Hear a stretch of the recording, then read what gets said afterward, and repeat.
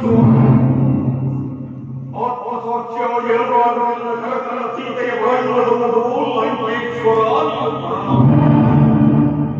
ಮಂಡೋದರಿ ಮಡಗಿದಾರಿಂದ ಬರುವುದು ಲಂಕೇಶ್ವರ ಭರಣಾಡಿಸುವ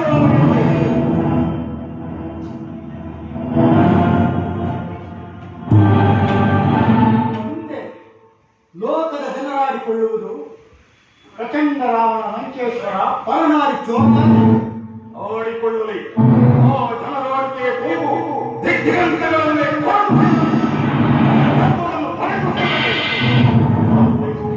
ಪ್ರಚಂಡ ರಾವಣನ ಕೀರ್ತಿ ಅದು ನೀಚ ಕೀಚ ಕಿರಾತವಾದ ಅಪಕೀರ್ತಿ, ಸಾರ್ವಭೌಮ ಯೋಗ್ಯವಾದ ಸತ್ಕೀರ್ತಿಯಲ್ಲ.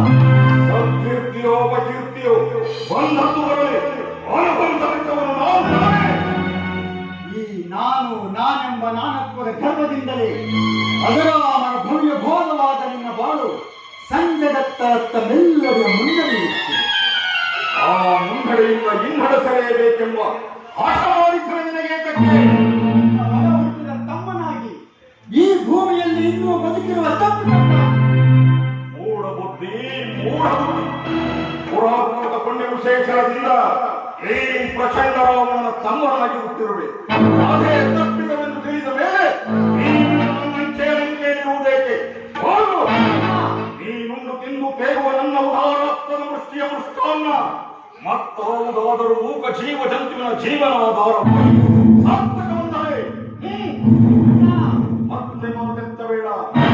ವಿಭೀಷಣ, ಶ್ರೀರಾಮನು ಅತಿ ಮಾನವನಾದರೆ ಈ ರಾವಣನು ಅವನು ಮಹಾಕ್ಷತ್ರಿಯನಾದರೆ ಈ ರಾವಣನು ಮಹಾಬ್ರಾಹ್ಮಣ.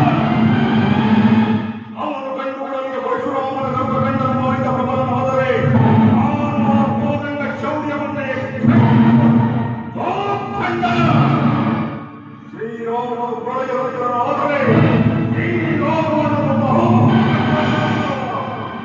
ವಿಭೀಷಣ, ಶ್ರೀರಾಮನು ವಿಶ್ವವಿರಾಟ್ ಶಕ್ತಿ ಎಂಬುದು ಸತ್ಯ.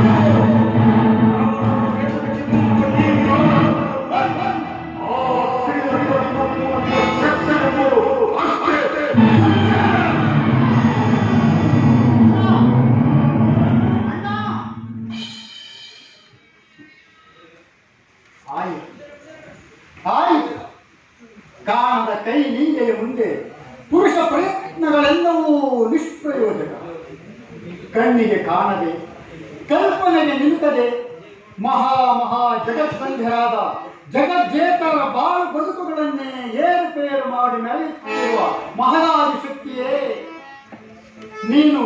ಅನಂತೆ ಅಖಂಡೆ, ನಿನ್ನನ್ನು ಬಲ್ಲೆನೆಂಬ ಬಲ್ಲಿಗರಾರಮ್ಮ ಈ ಲೋಕದಲ್ಲಿ